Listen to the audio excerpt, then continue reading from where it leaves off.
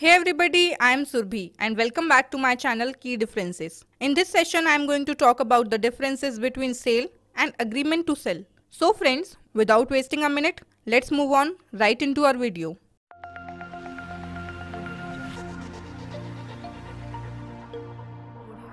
Sale.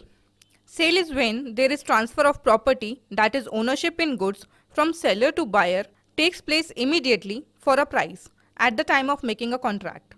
Hence, in the case of sale contract, the seller ceases to be the owner of the goods upon the completion of sale. Therefore, it involves actual sale of goods. So, the relationship between the buyer and seller is of debtor and creditor.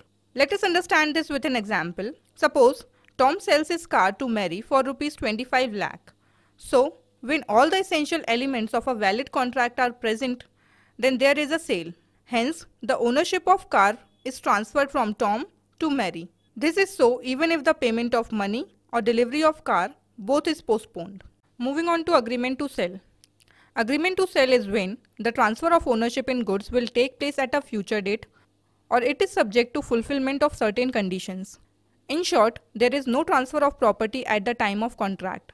That is, the transfer takes place later on, and so the seller continues to be the owner of goods until the agreement to sell turns out as sale.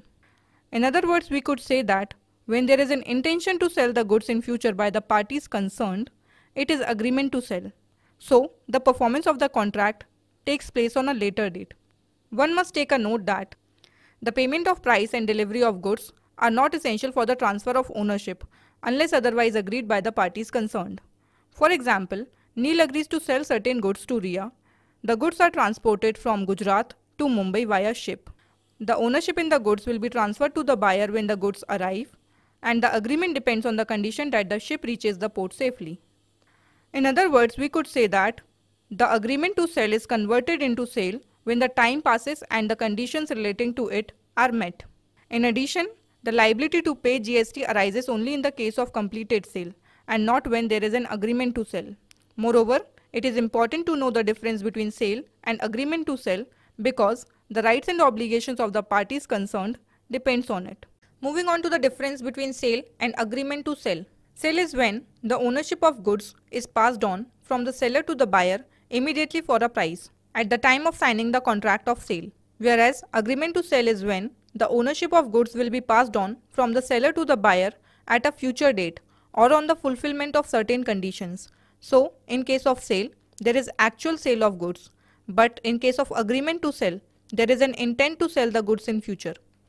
Nature of contract. Sale of goods is an executed contract because the performance of contract is completed, which leads to the transfer of property from the seller to the buyer.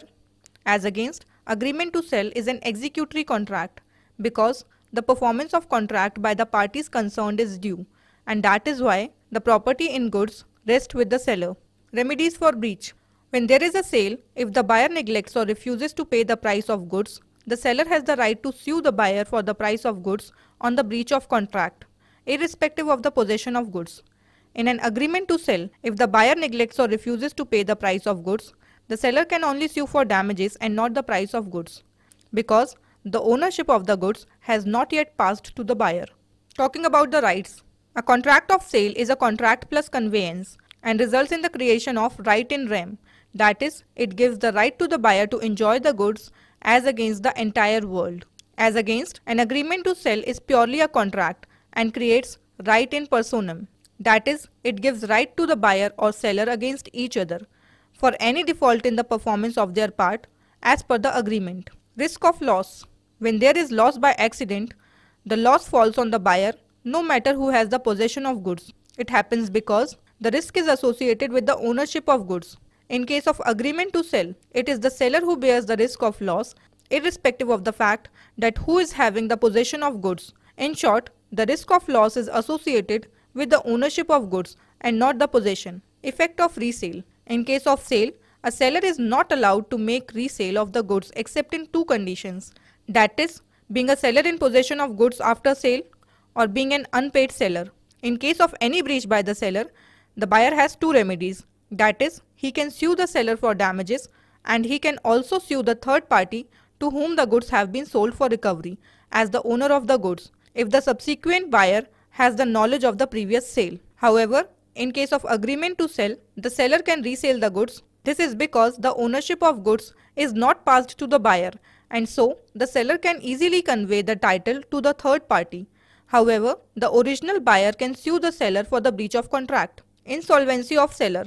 Talking about sale, when before the delivery of goods to the buyer who has paid the price for the goods, the seller turns out as insolvent. In such a case, the official assignee cannot refuse to deliver the goods. Hence, the buyer can recover the goods. This is because the property of goods remains with the buyer.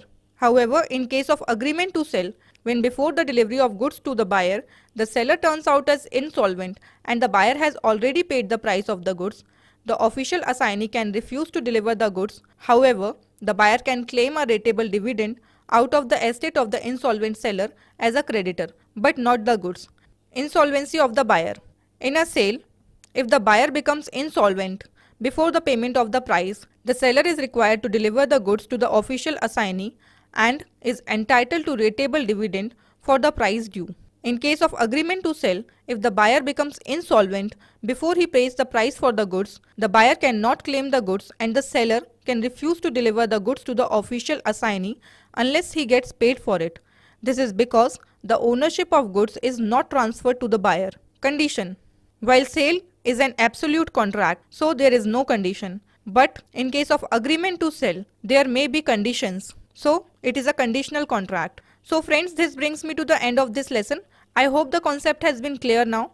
However, if you want to study the topic further in detail, you can visit our official website, that is keydifferences.com.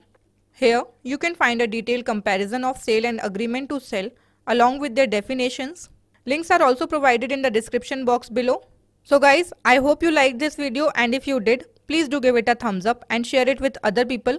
Also, if you are new to this channel and wanna get more such useful videos, consider subscribing the channel and also hit the notification bell next to the subscribe button so that you are notified every time whenever a new video is uploaded on this channel. And if you have any queries or feedback for me, feel free to leave in the comment section below. Until next time, this is me, Surbi, signing off.